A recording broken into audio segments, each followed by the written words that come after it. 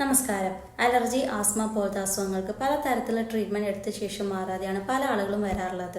വിട്ടുമാറാത്ത തുമ്മൽ, കണ്ണ് ചൊറിച്ചിൽ, തൊണ്ട ചൊറിച്ചിൽ, ഡ്രൈ കഫ്, മൂക്കൊലിപ്പ്, മൂക്കടപ്പ്, ആസ്മ തുടങ്ങിയ ലക്ഷണങ്ങളാണ് അലർജി ഉള്ള ആളുകളിൽ കണ്ടുവരുന്നത്.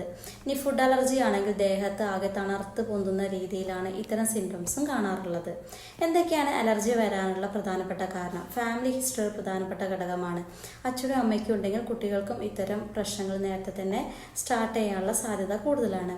അതേപോലെ തന്നെ AC-യിൽ ഒരുപാട് നേരം ഇരുന്ന് വർക്ക് ചെയ്യുന്ന ആളുകളിൽ, ക്ലൈമറ്റിൽ വരുന്ന ചേഞ്ചസ്, അല്ലെങ്കിൽ തണുത്തത് എന്തെങ്കിലും കഴിച്ചു കഴിയുമ്പോൾ, അല്ലെങ്കിൽ ഒന്ന് പൊടി തട്ടുന്ന സമയങ്ങളിൽ, അതേപോലെ തന്നെ പെറ്റ്സൊക്കെ ആയിട്ട് ഇടപെടുന്ന ആളുകളിലൊക്കെ ഇത്തരം അലർജി സിംറ്റംസ് കൂടുതലായിട്ടും കണ്ടുവരുന്നുണ്ട്.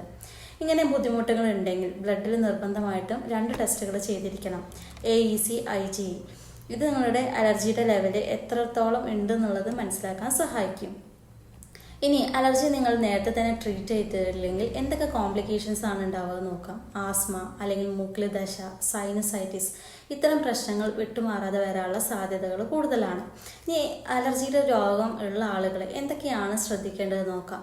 ധാരാളമായിട്ട് വെള്ളം കുടിക്കുക, ഭക്ഷണത്തിൽ വൈറ്റമിൻ C അടങ്ങിയിട്ടുള്ള ഭക്ഷണങ്ങൾ ഉൾപ്പെടുത്തുക, നാരങ്ങ, മുസമ്പി. പക്ഷേ ചില ആളുകൾക്ക് ഇത് അലർജി കൂട്ടുന്നതായിട്ട് കാണും. അതേപോലെ തന്നെ വൈറ്റമിൻ D ഡെഫിഷ്യൻസി ഉള്ള ആളുകളിലും ഇത്തരം അലർജി സിംറ്റംസ് ഇപ്പോൾ കൂടുതലായിട്ടും കണ്ടുവരുന്നുണ്ട്. അപ്പോൾ ഇത്തരം അലർജിക്ക് ട്രീറ്റ്മെൻറ്റ് എടുക്കുമ്പോൾ വൈറ്റമിൻ D ടാബ്ലറ്റ്സും കൂടെ കഴിക്കുന്നത് അലർജി കുറയ്ക്കുന്നത് സഹായിക്കും. ഇനി ഹോമിയോപ്പതിയിലാണെങ്കിൽ ഇന്ന് അലർജിക്ക് ഒരുപാട് മരുന്നുകൾ ലഭ്യമാണ്. നമ്മൾ എന്താണ് ഇത്തരം കാരണങ്ങൾ കണ്ടെത്തി ഇത്തരം കാരണങ്ങൾ ഈ ട്രീറ്റ്മെൻറ്റിനിടയിൽ ഒഴിവാക്കിക്കൊണ്ട് തന്നെ തുടർച്ചയായിട്ട് കുറച്ച് മാസങ്ങൾ കഴിക്കുകയാണെങ്കിൽ അലർജി പോലത്തെ സിംറ്റംസ് നമുക്ക് പൂർണ്ണമായിട്ടും മാറ്റിയെടുക്കാൻ സാധിക്കും. ഈ അലർജി സംബന്ധമായിട്ട് നിങ്ങൾക്ക് എന്തെങ്കിലും സംശയങ്ങളുണ്ടെങ്കിൽ താഴെ കമൻറ്റ് ചെയ്യുക.